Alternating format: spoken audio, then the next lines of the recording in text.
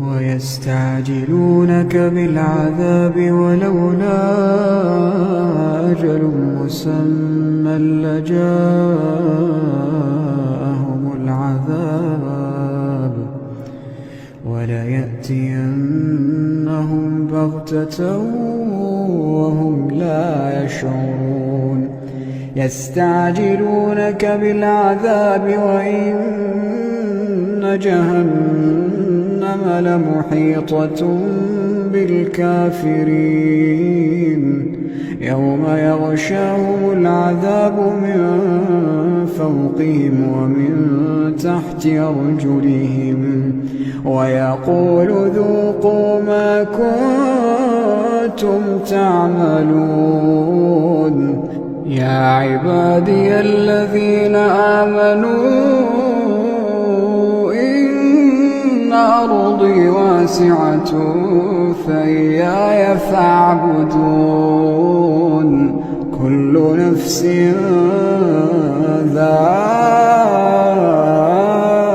ذائقة الموت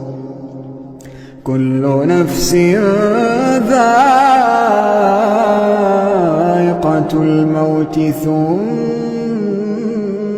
إلينا ترجعون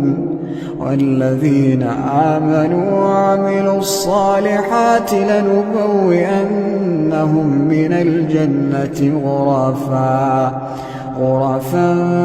تجري من تحتها الأنهار خالدين فيها نعم أجر العاملين الذين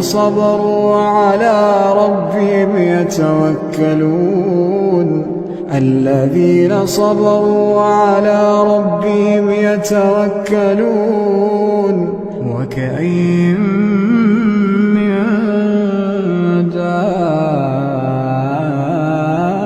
دابة لا تحمل رزقها الله يرزقها وإياكم وهو السميع العليم ولئن سألتهم من خلق السماوات والأرض وسخر الشمس والقمر ليقولن الله فأنى يؤفكون الله يبسط الرزق لمن يشاء من عباده ويقدر له إن الله بكل شيء عليم ولئن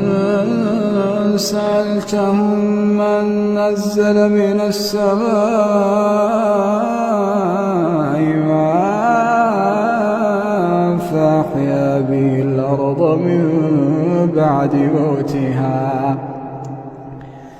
فأحيا به الأرض من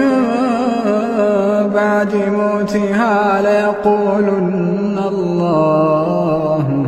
قل الحمد لله بل أكثرهم لا يعقلون وما هذه الحياة الدنيا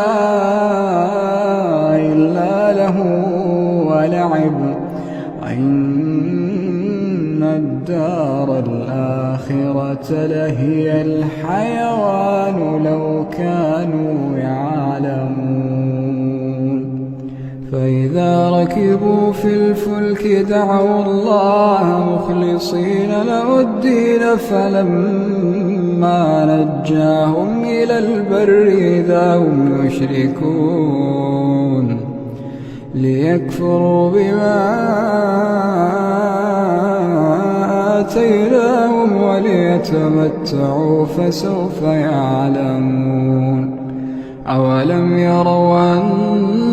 أنا جعلنا حرما آمنا ويتخطف الناس من حولهم أفبالباطل يؤمنون وبنعمة الله يكفرون ومن أظلم ممن من افترى على الله كذبا أو كذب بالحق لما جاءه أليس في جهنم مثوى للكافرين والذين جاهدوا فينا لنهدينهم سبلنا إن الله لمع المحسنين.